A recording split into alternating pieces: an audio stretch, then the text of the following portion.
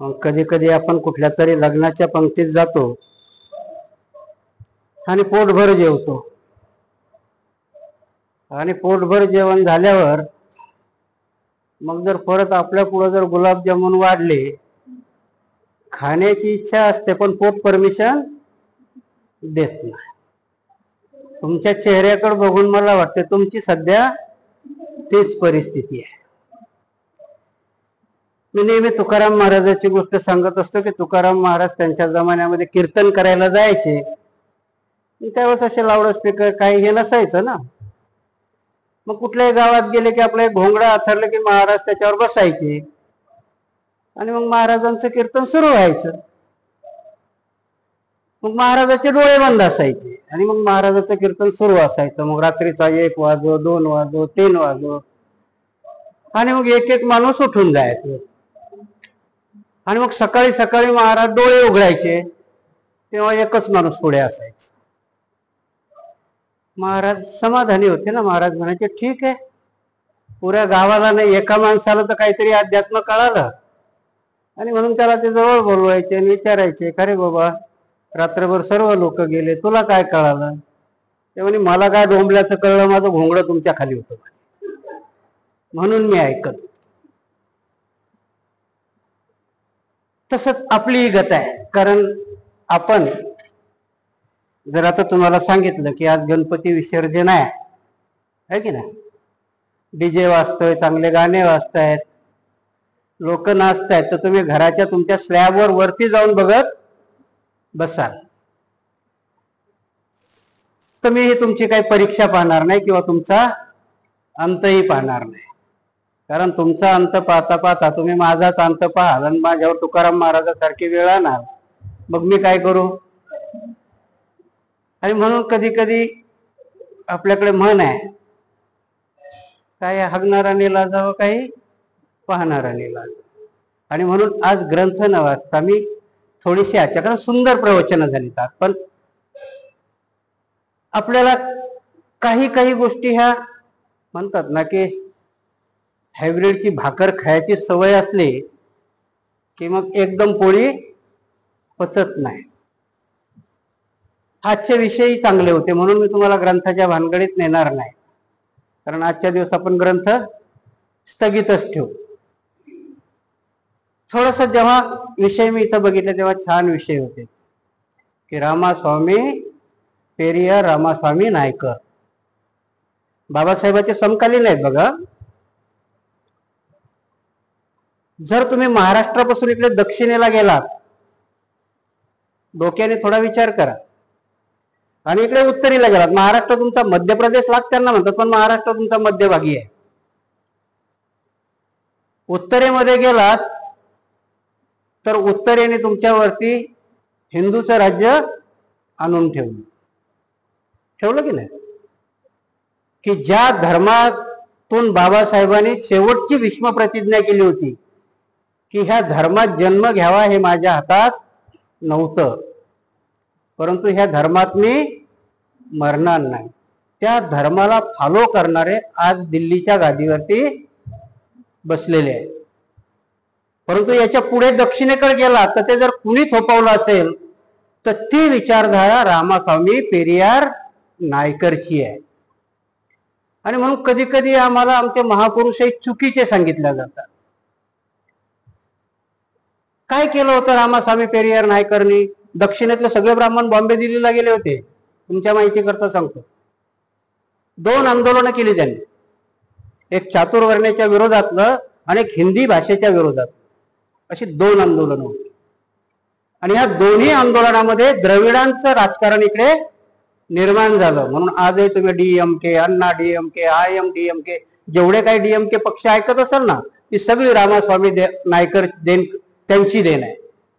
एक छोटासा किस्सा सांगतो की विरोध करायचा कसा असतो. मला वाटतं इकडेच कुठेतरी जेव्हा तिकडे रशिया पडला तेव्हा लेनिनचे पुतळे पाडले, तिकडे कम्युनिस्ट होते ना, तसंच इकडे रामास्वामी नायकरचे पुतळे पाडायचा प्रयत्न केला इकडे दक्षिणेमध्ये. आणि त्यावेळेस त्यांनी प्रतिकात्मक आंदोलन काय केलं होतं माहितीये का तुम्हाला? बामणाचे जानवे कापायचं. माणसं नाही कापले त्यांनी, काय कापले? त्यांच्या गळ्यातले जानवे कापले. याचा अर्थ काय होता की जर तुम्ही आमच्या विचारधारेला जर हात लावाल तर आज तुम्ही तुमच्या गळ्यातलं जानवं कापलं, उद्या काय कापू याचा भरोसा नाही. कारण ही विचारधारा कोणाची होती? रामास्वामी नायकरची. कारण एवढं मोठं आंदोलन त्यांनी हिंदीच्या विरोधातलं त्यांचं आंदोलन अजून आहे ते. कारण त्या लोकांच्या डीएनए मध्ये रामास्वामी नायकर एवढे भिनलेले आहेत की सच्ची रामायण हे त्यांचं जे पुस्तक आहे ना, त्या पुस्तकावरती सुप्रीम कोर्टापर्यंत केस झाल्या आणि त्या सुप्रीम कोर्टामध्ये त्यांचा विजय झाला. कारण कुठल्याही सच्च्या गोष्टीचा विजय होतो. कारण रामायण कधी घडलं नाही, महाभारत कुणी पाहिलं नाही, आणि म्हणून ते रामास्वामी नायकरनी जो लिहिलेला ग्रंथ आहे की सच्ची रामायण कधीतरी वाचा तुम्ही.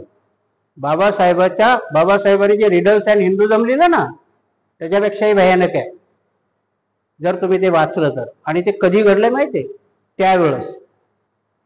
आता जर रामास्वामी नायकर असते तर मला वाटतं जेलात टाकलं असतं त्यांनी. कारण साधी एखादी गोष्ट झाली की लोकांना जेलात टाकल्या जातं. त्यांच्या भावना एवढ्या दुखावतात की विचारूच नका. भावना कुठून उत्पन्न होतात माहिती नाही. आणि म्हणून रामास्वामी नायकर हा खूप मोठा विषय आहे. तसाच भैयासाहेब विषयी हा लहानचाक नाही की ज्यांना आपण सूर्यपुत्र म्हणतो ना. आणि काय झालंय आपल्या, मी नेहमीच म्हणत असतो की जर शेतीच बरडी असेल तर पीक येत नाही त्याच्यामध्ये. शरद पवाराची पोरगी सुप्रिया सुळे राष्ट्रवादीचे अध्यक्ष होते. पुतण्या सोडून गेला तरी सगळे तिच्या पाठीमागं जातात. पण त्या सूर्यपुत्राच्या त्याला कुणी साथ त्यावेळेसही दिली नाही आणि आजही देत नाही. म्हणून एवढा कर्मदरिद्री आमचा समाज आहे. आणि मी नेहमी सांगत असतो मला काही कोणी चांगला भंतीची म्हणत नाही, कारण मी खडूस भंतीची आहे. परंतु तुमच्या शेतीत जर शेती चांगली असेल तरच पिकवेल. आणि नंतर मग आम्ही दोष देतो की आमचे नेते चांगले नाही, कारण तुमची जमीनच तुम्ही सुपीक केलेली नाही. कारण तुम्हाला ते कळलंच नाही. भैयासाहेबाला तुमच्या माहिती करता सांगतो की बाबासाहेबांनी जेव्हा पंजाबला शिखाच्या अभ्यासाकरता एक शिष्टमंडळ पाठवलं होतं ना, त्याच्यात भैयासाहेब होते. परंतु आम्ही इतिहास असा केला भैयासाहेबाचा. का केला? की जसा माई साहेबाचा विकृत केला तसा भैयासाहेबाचा विकृत केला. की ते कमी शिकलेले आहेत, ते दारूस पितात, त्यांच्या वेळेस बदनामी केली. जशी शिवाजी महाराजाच्या नंतर संभाजी महाराजांची केली तशी भैयासाहेबांची केली. याच्या पाठीमागचं षडयंत्र काय होतं की जे वंश परंपरागत नेतृत्व येईल ही भीती त्यावेळेच्या प्रस्थापित लीडर लोकांना होती. आणि म्हणून त्यांनी ही कोल्हेकुई सोडली. आणि समाजही आपला अप्रगल्भ असल्यामुळे त्याच्यामध्ये फसल्या गेला. आज देशाचं राजकारण बघितलं तर पंडित जवाहरलाल नेहरू पासून आज राहुल गांधी पर्यंत ते त्यांना तुम्हाला ती चालते आहे की नाही. इटलीची सोनिया गांधी चालते, बाबासाहेबाचा प्रकाश आंबेडकर नाही चालत. मग कारण काय देतात? मग आम्ही खूप मोठे तत्वज्ञ होतो, घराणेशाही कशाला करायची ब. अरे मग ती कोण आहे? हा, ते पुस्तक घेऊन हातभर फिरलं महाराष्ट्रभर, तुम्ही टप्पे ते सुटले ना. आणि म्हणून त्यावेळेस भैयासाहेबाला राजगृहामध्ये आमच्या लोकांनी, त्यावेळेसच्या भाविस्कर नावाच्या माणसाने, तुम्हाला इतिहास माहित नसेल मला माहिती आहे कारण तुम्ही वाचलाय, त्यावेळेस त्यांना प्रवेश नाही दिला. लहान लहान लेकरं होती तीन, प्रकाश, आनंदराज आणि भीमराव. ती छोटी छोटी मुलं घेऊन भैयासाहेब गेल्यानंतर ती बाई वन फिरली.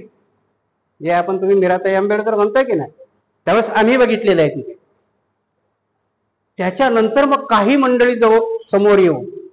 आजही तुम्ही कितीही म्हणा, भारतीय बौद्ध महासभेच्या 3 बौद्ध महासभा आहेत. आजही चैत्यभूमीला पैसा होणारा तो कोर्टात जातो आणि आम्हाला काहीच वाटत नाही. त्यांच्या रामभूमीचा पैसा कोणाला जातो? बालाजीचा पैसा कोणाला जातो? साईबाबाचा पैसा कोणाला जातो? कारण का हा पैसा तुमच्या सामाजिक लेवलला कामाला येईल, तो लागू नये म्हणून षडयंत्र करून त्या केसेस भरल्या गेल्या. सुप्रीम कोर्टामध्ये डिसिजन झाला, पण त्यांनी निर्णय काय दिला? निकाल नाही दिला त्याने. त्यांनी सांगितलं चॅरिटीकडे जा. मग तो चॅरिटीवाला अजून 35 वर्ष झाले तो निकालच दिला. पीपल्स एज्युकेशन सोसायटीचंही तेच केलं. म्हणून तुमच्या सगळ्या संस्था, कारण पण ते का करू शकले? कारण आमच्यामध्ये भेद आहे. कुठल्याही घराला घर पाडायला कुठेतरी खिंड असावी लागते आणि ती खिंड आमच्यामध्ये आहे. आणि ते खिंड बुजवण्याकरता ना भारतीय बौद्ध महासभेने प्रयत्न केले, ना भिक्षू संघाने प्रयत्न केले, ना समाजाने प्रयत्न केले. आणि म्हणून आजही तुमच्यावरती ती वेळ आहे. आज लक्षात नाही येणार, मी प्रत्येक ठिकाणी हे प्रवचन देत असतो की आज तुमच्या लक्षात नाही येणार, परंतु तुमची येणारी पिढी मात्र तुम्हाला शिव्या देईल. की जेव्हा आमच्या सवलती लुटल्या जात होत्या, जेव्हा आमच्यावरती अन्याय होत होते, त्यावेळेस तुम्ही बाबासाहेबांनी दिलेल्या सवलती भोगून मात्र ऐशे आरामात जगत होतात. ही आमची तिसरी पिढी मात्र आम्हाला शिव्या देईल. आणि म्हणून बौद्ध धर्म दुसऱ्यासारखा कर्मकांड नाहीये. बौद्ध धर्म ही जगण्याची एक विचारधारा आहे. तुमचा जगण्याचा तो प्रवाह आहे. आणि म्हणून बाबासाहेबाला मी प्रवचनात तुम्हाला नेहमी सांगितलं होतं, बुद्ध आणि धम्म त्याच्या ग्रंथाच्या सुरुवातीलाच त्यांनी लिहिलंय की हा समाज मेंढरासारखा आहे. कारण आपले बापदादे 6-6 फुटाचे होते, मी नेहमी सांगतो की नाही, आणि 150-150 किलोचे होते, थोडे पण नव्हते. कारण बैलाचं मटण खायचे ना, चांगले जबरदस्त होती. एका माणसाने 56 जणांना मारलं. भीमा कोरेगावचं उदाहरण दिलं कांबळे साहेबांनी. बाबासाहेब गेले होते, काय आहे त्या शौर्य दिन तो की 500 महाराणी 28,000 पेशवाई कापली. एकाच्या वाट्याला 56 आले होते. म्हणून ती मन पडली की तुझ्यासारखे किती पाहिजे, 56. आणि तरी आमचे बापदादे गुलाम होते. एवढे ताकदवान असूनही गुलाम होते. का? तर कारण आमच्या डोक्यात देव होता, डोक्यात स्मृती होती. आणि ते बाबासाहेबाला माहिती होतं की ह्या समाजाला कुठलाही समाज भुलवू शकेल, मेंढरासारखे तेवढ्या मारते. आणि म्हणून त्याने बुद्ध आणि त्याचा धम्म हा ग्रंथ लिहिला. या ग्रंथावर जगात टीका झालेली आहे, तुम्हाला कोणी सांगणार नाही. पण बौद्ध राष्ट्राने टीका केली की ह्या बाबासाहेबांनी हा कुठला धम्म आणला. आमचे भिक्षू लोकही बरोबर सांगत नाही, कारण आम्ही सांगतो. म्हणजे सगळेच भिक्षू सांगत नाही असं नाही. ज्यांनी अनागारिक धम्मपालाची गोष्ट सांगितली ना, कोण होते अनागारिक धम्मपाल माहिती आहे का तुम्हाला? महाबोधी सोसायटीचे संस्थापक हे आता तुम्हाला माहिती आहे. पण शिकागोला जी धम्म परिषद भरली होती ना, जिथे विवेकानंदाचं भाषण गाजलं, माय ब्रदर्स अँड माय सिस्टर्स, कारण तो मोका धम्मपाल अनागारिकेनं दिला होता. कारण हिंदू धर्माला धर्म ही मान्यताच नाही जगामध्ये. तिथे बुद्धाचे प्रतिनिधी म्हणे अनागारिक धम्मपाल होते आणि स्वामी विवेकानंद आणि ते मित्र होते. ते बोलताना चांगलं बोलायचं बुद्धाविषयी. आणि म्हणून अनागारिक धम्मपालाला वाटलं की याला चान्स द्यावा, हा बुद्ध सांगेल. हा इतिहास तुम्हाला कुणी सांगणार नाही. स्वामी विवेकानंदाला अनागारिक धम्मपालाने आपल्या जिथे त्यांची बोलायची ही होती तिथे स्वामी विवेकानंदाला बोलायला चान्स दिला आणि तो माणूस जगात प्रख्यात झाला. आणि मग मात्र तो वेदांत सांगत सुटला. बुद्ध सांगितलाय थोडाफार, कारण त्या शिकेपी होतं ना ते, त्यालाही काही त्या लोकांनी मान्यता नाही दिली. स्वामी विवेकानंदाला हिंदू धर्माने काही एवढी मान्यता नाही दिली. त्यांनी सांगितला, बुद्धही सांगितला, पण ज्या पद्धतीत सांगायला पाहिजे होता त्या पद्धतीत नाही सांगितला. आणि म्हणून अनागारिक धम्मपाल हे खूप मोठे होते. त्यांनीच बोधी महासोसायटीची स्थापना केली. आंदोलन आपली बरीच आहेत. काय होतं नेमकं की आपल्याला दिशा सापडत नाही, म्हणून आपल्याला बाबासाहेबांनी दिलेल्या प्लॅटफॉर्म आम्ही दिशाहीन झालो. मग दोष द्यायला काय हरकत नाही. आपण सगळ्याचेच दोष आहे, माझ्यातही दोष आहे, तुमच्यातही दोष आहे, सगळ्यातही दोष आहे. आणि म्हणून आत्मपरीक्षण जर करायचं असेल तर काय नव्हतं दिलं आम्हाला. 1925 तुमचं RSS स्थापन झालं, 1923 समता सैनिक दल केलं बाबासाहेबांनी, तेव्हा बुद्धही नव्हते झाले. काय आज समता सैनिक दल ते 100 करतायत पुढच्या वर्षी, खोटं सांगून. तुम्ही 3 वंदना म्हणता ना, नमो बुद्धाय, नमो धम्माय, नमो संघाय, त्यांच्या संघ आहे. तुमच्यातलेच तत्व उचलले, विकृत करून लोकांना सांगितले आणि ते 100 वर्ष जगताय. तुम्हाला खरं सांगून 2 वर्षही जगता नाही आलं. नाही काय झालं आमच्या समता सैनिक दलाचं, काय झालं आमच्या भारतीय बौद्ध महासभेचं, काय झालं आमच्या रिपब्लिकन पक्षाचं.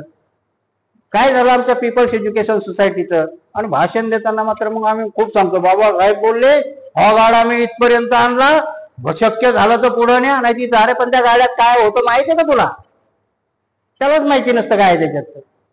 तर नुसतं पण बोलतो, सांगतो मोठमोठ्याने, आणि आम्ही ऐकतो, घरी जाऊन विसरून जातो. कारण आमच्यावरती ती वेळ येणार आहे. आज मुसलमानावर आहे, मुसलमान चूक केला त्यांनी, बरं झालं 400 नाही भेटल्या त्यांना, नाही तर तुम्हाला चूक केलं असतं. तुम्ही 2 नंबरला तुम्हीच आहे. काळजी नका करू, अजून 400 त्यांना भेटले की नंतर तुमच्यावरच पाळी आहे. पहिली तर आमच्यावर येईल, भिक्षुला कापतील पुष्यपुत्र शृंगासारखं. पण आता आम्ही पळून जाऊ, आम्हाला भरपूर देश आहे. आम्ही आमच्या देशात जाऊ कुठे? बौद्ध राष्ट्र आहेत, 131 राष्ट्र आहेत आमच्याकरता. तुमचं काय होईल?